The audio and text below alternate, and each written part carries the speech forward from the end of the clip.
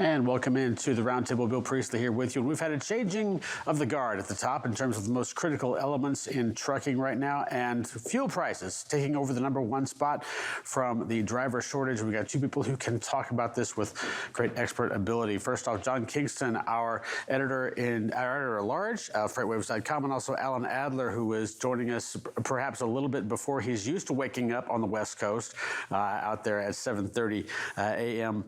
Out there in California. Gentlemen, thanks so much for joining us. Alan, let me start with you. It was your article that kind of spurred this discussion. Fuel prices jumping everything. They're now the #1 spot in terms of what truckers are most concerned about in the industry. What do you make of it? What made this #1? Well, obviously it was the prices, and John's the expert here, but I'll tell you that it finished #2 overall for drivers and #3 for the carriers. There's two separate lists that are kept by the American Transportation Research Institute. When they do their survey, they go to the drivers. They actually have a subset of owner-operators, and they also go to motor carriers. This year, those finishes basically made fuel prices #1. It knocked off driver shortage, which had been #1 for 5 years. Mm-hmm. John, let's go straight to that. The fuel prices, as far as what I've been seeing here lately, we're not necessarily in uncharted territory. They're obviously still very high. But what makes them so scary right now that they would be #1 on this list? Well, I mean, because they're high, but I do want to talk about what Alan said. I mean, when his story came out, I was just fascinated by that. Yeah. It is earnings season, and the reality is when you listen to most earnings calls for the bigger publicly traded truckload companies, they don't talk about fuel prices. It's not really viewed as a headwind. And why is that? Because they have very successful fuel surcharge programs, so they're putting this down onto the backs of the shippers. When you listen to the earnings calls or read the transcripts for some of the big shippers, they talk about it because the fuel surcharge is putting it on them. So I think that may have, I will be the first to admit that may have given me a sense that this was not a big issue for trucking because the fuel surcharges were working so well. And then this survey comes out and it shows you that is not the case. Yeah, that it was #2 on the driver's side doesn't surprise me because they don't do a fuel surcharge for the most part. They just have to hope to book a rate that covers their fuel costs. But the fact that it was #3 on the carriers list shows that, yeah, while maybe, and I'm not going to name anybody by name, but some really big carriers have great fuel surcharges programs that are able to make them withstand all these high prices. That's clearly not the case for a lot of companies. So I think for me, Alan's story was really eye-opening. I would not have expected to see it #3 on the carrier list. It shows that the fuel surcharge programs do have their limitations. Alan, let me jump back to you here. Just in terms of those two issues in and of themselves, the driver shortage and fuel prices, as far as what you're hearing on a scale of 1 to 10, how critical are both of these issues? Obviously, they can both be very, very high at times, but is it maybe in the middle of the road, or is it now approaching something that is of a very serious nature that we need to keep track of day in and day out? Well, let's talk about driver shortage, which is it's a hardy perennial, if you will, in a gardening term, as far as the goes. You're looking at a number, if you buy the American Trucking Association's number, you're looking at roughly 80,000 drivers fewer than we need. Now, that's been made worse, Bill, because of the Drug and Alcohol Clearinghouse. That's cleared out arguably some bad apples, some people that probably shouldn't be behind the wheel of trucks. So that number's probably gone up a little bit. But I think that what we've got going on right now is this. It's a persistent issue, and it still is finishing. I'm still looking at. It's still #1 for the carriers, okay, on their list. If you have to break this down sort of into 3 lists. You've got the carrier list, you've got the overall drivers list, and then you have a subset of that, which are the owner-operators.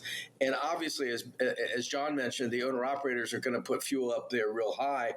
But driver shortage is still #1 for motor carriers. So, and then followed by retention, is #2. So, and then fuel prices. So I think it's still very much the big issue out here. Addressing it, I mean, that's going to be an interesting thing to address, right? Right. Yeah. John, same question to you. How much of a concern are both of these issues in terms, maybe a scale of 1 to 10? How much should we be really keeping an eye on and perhaps attacking the issues as much as we possibly can? Well, the diesel price spike could make the driver shortage be not quite as bad a problem. I mean, if it takes some Yeah. independent owner operators and turns them into employees because then they figure their carrier is the one who's got to deal with this, then maybe maybe one can actually help the other. The other difference, of course, is that you can do something about the carrier shortage, about the driver shortage if you're a carrier, but there isn't a darn thing you can do about the price of fuel except pay it. So the other thing you can do is, it's interesting. One statistic you see in a lot of publicly traded companies is they'll put percent of empty miles, and they'll put percent of empty miles for their truckload operations and percent of empty miles for their dedicated division. And the empty miles for the truckload division usually run around 11, 12%, anywhere between 10 and 12%, while the dedicated numbers tend to be around like 1 or 2%. So the more business that they're able to shift into dedicated. Of course, an empty mile, even if you've got a great fuel surcharge program, if you've got an empty mile, there's no fuel surcharge there because there's nobody to bill it to. Right. So if you put more of it in dedicated, then you have fewer empty miles, fewer miles that don't have a fuel surcharge behind it. So obviously that would tend to push companies to try to get more miles under their dedicated operations. Yeah. John, let me stick with you for just a second here. Knowing what you know about the fuel industry as it is, do you think this decision or the idea to rank fuel prices as being the number one concern more or less comes across basically because of the volatility of the market that we're seeing, or perhaps just maybe in recent history as we saw that the OPEC losing down production and the price jumps 40 cents in a couple of days? Yeah, well, I mean, I'm sure the volatility hurts too, but let's face it, diesel was above $5 for much of the spring. When this survey was done, I think they probably put it out in Alan, probably around August or September. Even though at that point the price was going down, it was still very high compared to where it was a year ago or 2 years, certainly 2 years ago.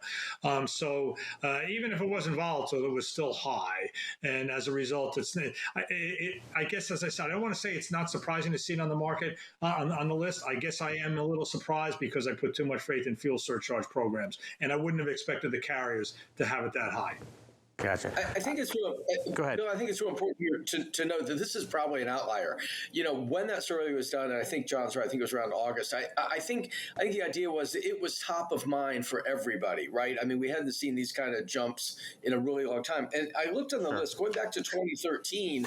The only other time that fuel prices have made the list, it came in at number 8. I think. Let me look. Yeah, it was number 8. Back in 2013, fuel supply and fuel prices. So those are the only times that this issue has made the list. That suggests to me that it's an outlier. It's a headline item, if you will, and something that next year, depending where prices are, it may still be on the list, but doubtful they would stay number 1. Alan, continuing along those lines, you're at the conference out there in California. Are you hearing anything? Obviously, with fuel prices, as John said, all you can really do is just pay them. But with any of those, the other aspects, especially with driver shortage, driver retention, those kinds of concerns, any kind of solutions that are being offered out there? Well, it's interesting. I spend a lot of time, as you all both know, on autonomy and electrification, and it's amazing how much of that has permeated this conference too. We have this Advanced Clean Transportation Expo out in was in Long Beach. It'll move to Anaheim next year because it outgrew the space it had. But these issues and the products that are on display in the exhibit and things like that all tend to run towards electrification and autonomy. For the first time, we're seeing, for example, the Kenworth version of the Aurora-equipped autonomous truck. We see the Peterbilt across the way. You see the Volvo version. Now that's all sort of they're design products at this point. They're not real, but they are something that is taking on more and more prominence in the industry.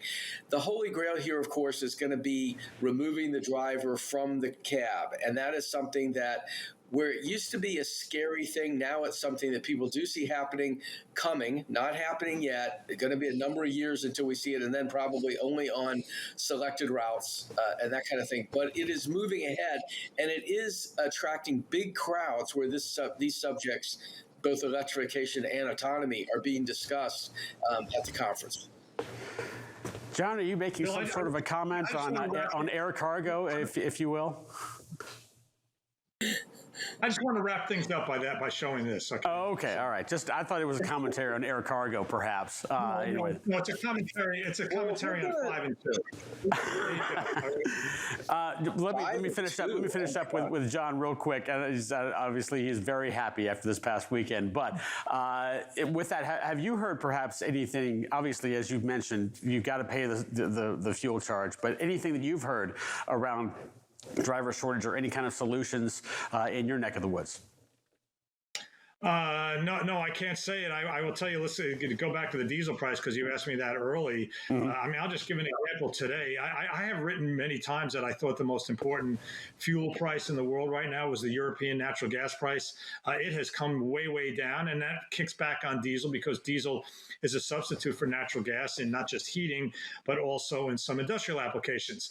Well, the TTF Dutch gas price, which is the benchmark, is way down again today, and the price of diesel in the futures market is way up. So you're dealing with incredibly tight inventories. And so I think at this point, those inventories are starting to be more important than what's going on in Europe. And I think I will tell you that right now, so far today, with the price up 10 cents and the price of crude up nowhere near that, today was kind of a shocker so far. It could end by the end of the day, but I didn't see this happening, not with that Dutch price going down so much. Obviously, it's incredibly difficult to even predict anything, but what's your gut say about where the price of diesel is going to be 6 months, a year from now? Oh, wow, that's a long time out. You got to, or maybe next week. Yeah, I mean, you've got a significant, you got a winter ahead of you, so you just don't know.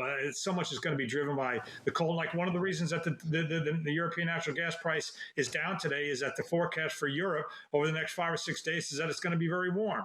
So you see that like that is the big enchilada out there that you just don't know. We're going to have a tough winter, or are we going to have a mild winter? Let's all pray. I think for diesel consumers, pray for a mild winter.